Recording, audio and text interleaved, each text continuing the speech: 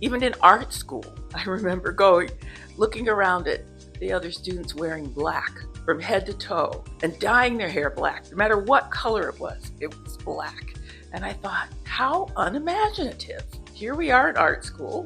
Really, how boring. I would wear bright colors. I had braids with bows. I mean, it was totally the opposite of what the other art students were doing. Welcome to The Object Itself, a podcast brought to you by the Albany Institute of History and Art. In each episode, we invite a guest to select one object from our collection or from an exhibition, an object that speaks to them in a unique way. With over 35,000 works in the Albany Institute's permanent collection and over 1 million items in special collections, each piece holds a story, a link to our past, a message for the future. What stories emerge when we devote our full attention to a single object? What contemporary resonances can be found within a 19th century landscape painting, a cast iron stove, a bed frame with feet carved in the shape of dolphins, a painted plaster figurine of Nipper, the RCA Victor dog? In this podcast, we'll delve into the rich histories and personal reflections that our guests bring to the table, revealing how these objects continue to inspire and connect us across time.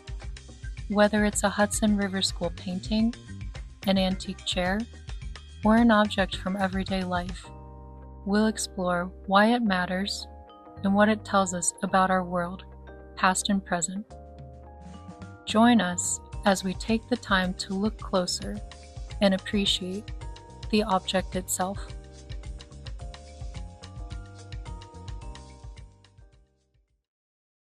My guest today is Salley Mavor, an award-winning fiber artist whose work is featured in our current exhibition, Enchanting Threads, The Art of Salley Mavor. For over 45 years, Salley has created three-dimensional hand-stitched miniature worlds that range from precious to poignant to provocative. She is interested in universal, playful narratives that address social and cultural issues.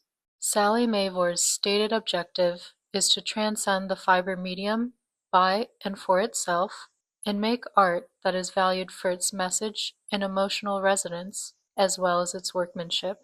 Salley grew up in Woods Hole, Massachusetts, in a family who connected with their community through art, music, and dance. In this open and supportive environment, there were always art supplies close at hand and time available for creative pursuits. As an illustration major at the Rhode Island School of Design in the 1970s, Salley left traditional mediums behind, preferring to communicate her ideas through sculptural needlework. Salley's work is applied in many ways, including children's books, editorial illustration, and stop-motion animation. She has illustrated 11 picture books, including Pocketful of Posies, which won the 2011 Boston Globe Horn Book Award and the 2011 Golden Kite Award. Her popular how-to book, Felt We Folk, is in its second edition and continues to inspire creativity in all ages. Her most recent publication is titled My Bed: Enchanting Ways to Fall Asleep Around the World. Salley lives and works in her home studio in Falmouth, Massachusetts. I'm so grateful she has joined us today for a conversation about a single work of art that she selected, which listeners can see as the featured artwork for this episode. They can also see this work on view in Albany Institute's galleries in Salley's exhibition through March 2nd, 2025. Well, we can get started. All right. Hi, Salley. Hello, Marissa. Thank you for inviting me. Thank you for joining me today on the Object Itself podcast. You've selected this wonderful work that's currently on view in your exhibition here at the Albany Institute, and the work is titled Self-Portrait: A Personal History of Fashion from 2007. Could you just describe the work, especially for our listeners? What are we seeing here? You're seeing a piece of art that is a square hung on the wall, and it's about 24 by 24, maybe a little larger. And it's a spiral timeline of my life from birth to age 52, which was my age in 2007 when I made it. It is a sort of a chain of dolls, all sort of linking hands from the baby in the center, and I have my birth date embroidered in the center, and I made little dolls for each year, and they range from being like half an inch tall to about 3.5 inches tall when I'm an adult. Each one is unique. Each one sort of portrays a year in my life in terms of what I would have worn during that time. I love too because not only is it a self-portrait, it's many self-portraits, and it's also this chronicle. It's like a snapshot in time of particular fashion trends as well. Could you maybe speak to that, the Sure, selection of sure. Well, I did it for an invitational exhibit that was everyone was to make a self-portrait or to put a self-portrait they already had in the show. And I didn't have one. It's something I really hadn't even thought of doing. And I first thought of doing just a head, but I couldn't really envision it in my style and the way I work. I make these little dolls. That's really what I like to do. And so I thought, well, if I did a timeline, I could have tons of these little dolls. And I just love making them and dressing them. And it's not just a one point in my life that I would be representing. This would be all the years up until that point. It's historical. It would tell a story. That's really how I started making it. But I've always been interested in clothing and fashion, but not enough to actually go into the industry. I mean, I majored in illustration in art school. I wanted to do narrative work. My medium is fabric, embroidery, using found objects. It's three-dimensional, it's sculptural, but I never could even imagine being in the fashion world. It just seemed so weird. I mean, it's not real. It's very superficial from my point of view, looking from the outside in. All these models that don't even look human going down the runway. But I have my own personal history of fashion, and I've always sort of done my own thing, not really a conformist. Even in art school, I remember looking around at the other students wearing black from head to toe and dyeing their hair black, no matter what color it was black. And I thought, how unimaginative. Here we are at art school. Really, how boring. I would wear bright colors. I had braids with bows. I mean, it was totally the opposite of what the other art students were doing. So I kind of represent that in these little figures that I make, but it also includes some sort of fashions that are more iconic to the 60s and the 70s. There's a alpaca poncho. It is in about around 1970. 71. I have heard from so many people who look at that and say, I had an alpaca poncho just like that. Or I had a peasant blouse and I had a purse like that. I had the bell bottoms with the patches on. It really speaks to a lot of people. They don't have to have been from my age group. They could be older or younger, but they can really see a life of a person in this piece. And I bring in my children when they were born and my husband when we got married. So they are brought in when we were joined together. When the children are young and they kind of clung to you and you're holding them in your arms, they're in the piece. But when they got older and they don't need you as much, then I'm just back to a single figure. So you really can see time going by, but also sort of a sense of what people wore, what I wore. It's very individual, but it's universal at the same time. And you also mentioned that you made some of your own clothes. I'd love to talk a little bit more about that too, because your comment about the fashion industry and fashion design, and essentially you are a fashion designer for your dolls and for the figures, but you make your own clothes as well, or you have made your own clothes as well. Yes. When I was a teenager, I made a lot of my own clothes, and I even made a dress out of paper. It was very strong, kind of supple paper. I don't know. It was probably in the 60s it was a thing. My mother and my sister and I would sew a lot and make clothes. So I learned how to do that. But the older I got, the harder it was to find things that I really wanted to wear that I made. So I haven't really made that much in the later years. And could you talk a little bit about your process for making this piece? Is it pretty indicative of your process for most of your practice in making the dolls, in the felting, in the stitching? Well, I had an overall design of this spiral. So I pretty much stick with my original design. A lot of my pieces change a lot while I'm working on them, but this one really didn't. Has the same structure, and I had to calculate how the dolls were going to be so that they all ended up fitting in this size. I chose colors that of felt that I had, so it really goes through the rainbow. They change from blue to yellow to orange to yellow. They just sort of slowly change going around. So it's kind of subtle, and the figures are quite colorful. I was really cognizant of keeping the balance of color interesting, like the reds and the blues, not putting like a red next to a red, but mixing it up. I sort of changed my hair. My hair has gotten gray in a kind of an unusual way. I had this sort of white streak in the front. I have a cowlick, and it just started there when I was in my 30s. And so I start with that. I put that in this little doll, and it gradually gets larger and larger until I'm gray. And I never dyed my hair, so I didn't have to figure that out when I had kept it black. So it shows the evolution of my hair, but also what I would have worn. I got a little bit more. I wouldn't say conservative, because I don't think I've ever really been conservative in my dress, but a little plainer, not as flashy. My purses, whatever purse I had, I tend to keep purses for a long time, so I remember what purses I had, so I replicated them in miniature and put them on. All the important things that a woman has that she carries around with her, and the way that she looks, the way that she presents herself. So so I did that in a very personal way.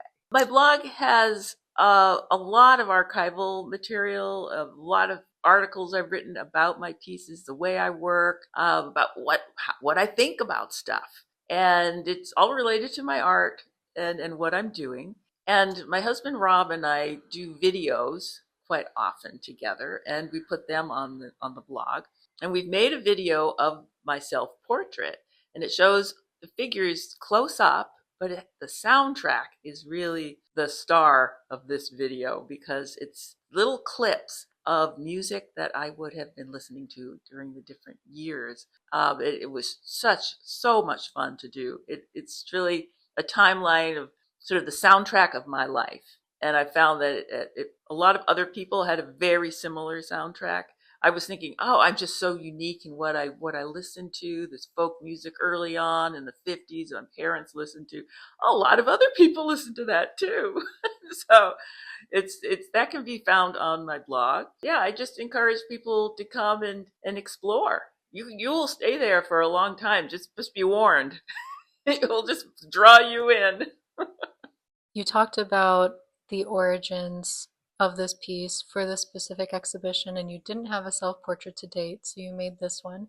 Has there been any reception of this work that has surprised you, or anything for yourself while making this work that maybe you surprised yourself about making your first self-portrait? This is probably one of the most loved pieces that I've made, and it's people of all ages. I would say mostly women. I haven't heard. I mean, I think that men appreciate it too, but I've heard from women and even children. Children can see. They can see the time going by, and they can see that there's a baby there getting bigger and bigger and bigger, and they can follow it and then get into the story.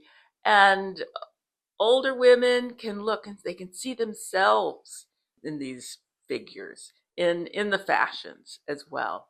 So it's like nostalgic for people, but it's very moving for people as well. They feel a sense of a life going by, the moments in life that are special, and getting married, having a family. So a lot of people can't identify with it, and they look at it and they look at it and look at it, and there's always something to see. In that way, that kind of surprised me because when I was doing it, I thought, oh, this will be fun. I'll make just this timeline, make these little dolls wearing these outfits. But it's turned into a much more meaningful piece than I expected. On your blog, you have just a brief mention to, I think her name was Emma, 4 years old, the Yes. anecdote of her, you couldn't take her away from the piece because, as you described, even a 4 year old is just so connected to, I love the way that you say it, it's the visualization of time, which is a very abstract concept, but you've illustrated it so clearly and beautifully here. Well, thank you. Thank you. I think that part of that, maybe it was unconscious or just that the figures would all be holding hands. They're like paper dolls in that way, all a string. And they're not just these individual, they're individual, but they are linked. And it's just this flow that goes. And the spiral itself is sort of important too, because when I was first thinking about it, I was thinking about more of a straight lines or just starting at the top and then doing a hairpin turn and coming around. Just some of the different designs that I could have done. And once I thought of it as a spiral, it all came together because it just keeps going and going and going. And there is that beginning. You really want to show the birth of a baby, the center, and that it could go on. And people have asked, well, are you going to continue? Are you going to continue to make these figures? And no, I think this it is a set piece. It is what it is, and it's like 52. It just happened to be 52. That's a deck of cards. It's like just makes sense to me. I have to ask, since, we've been talking about this singular piece for this podcast called The Object Itself, could you maybe talk a little bit about, in your own words, what's the importance of really spending time with single works of art? You hear all these pretty, depressing statistics about whatever the average time someone spends in front of a work of art is maybe 5 seconds or something like that. What can we learn or glean from really spending dedicated time with art? Yes. Well, I guess I just have to think about myself as just individual person and my viewing habits. And I guess I tend to go quickly too. And sometimes a piece will just make me stop. And for me, in order for that to happen, there has to be something that grabs me, something that I'm interested in, something I want to know more. I want to have that figure out what this feeling is all about that I'm having with this piece and the story of the piece. And some more abstract works I find very hard to do that with, but not all. So maybe I'm just a little more literal that way. But people are very important to me. I like things that have life. It's like allowing the piece to speak and giving it that time. So I think that's the value in looking at a piece for a long time. You have to give it a chance. And maybe I should do that more. Hmm. Like give more pieces of art a chance. That reminds me too, just you referenced this in your talk, but I love the anecdote about you being in art school and looking at, slide after slide of the color field paintings, but then really kind of perking up when you saw Calder. Could you talk about what attracted you to his work? Yes, yes. So this was an art history class about at the time in the 70s would have been considered modern art. And I had this teacher who was just in love with these color field paintings, and I could not understand it. He kept putting them up, and I really, literally was falling asleep. But he also had showed Calder, and it was like a breath of fresh air. It was bringing the play, the sense of play. It wasn't so serious, making important, serious art. That's what attracted me to it. He was just playing with stuff, and he was not trying to hide that fact. It was out front. So I really looked into what he was doing more. I mean, he's really invented the mobile, and he did a lot of abstract work as well. But it had this sort of a joyful, playful side to it. That's what attracted me. Well, great, Sally. Do you have any last maybe remarks before we close out the interview? Well, I think we've covered a lot, and I really appreciate this opportunity to talk about my art, talk about this piece in particular. It's such a real honor to be able to communicate with people, to show people something that is from deep inside me that can be transferred to them, that they can get something out of it. I really appreciate it. Thank you for listening to this episode of The Object Itself with Salley Mavor. Be sure to check out the information in the show notes about Sally's exhibition on view now at the Albany Institute of History and Art. Enchanting Threads, the art of Salley Mavor, showcases works from over 40 years of Sally's career. Since opening late summer, we have welcomed visitors from all around the country who are fans of Sally's work, and many visitors who have come multiple times. Be prepared to be totally delighted by this exhibition. You do not want to miss it. That's all for this episode, and I hope you'll join me for the next episode of The Object Itself.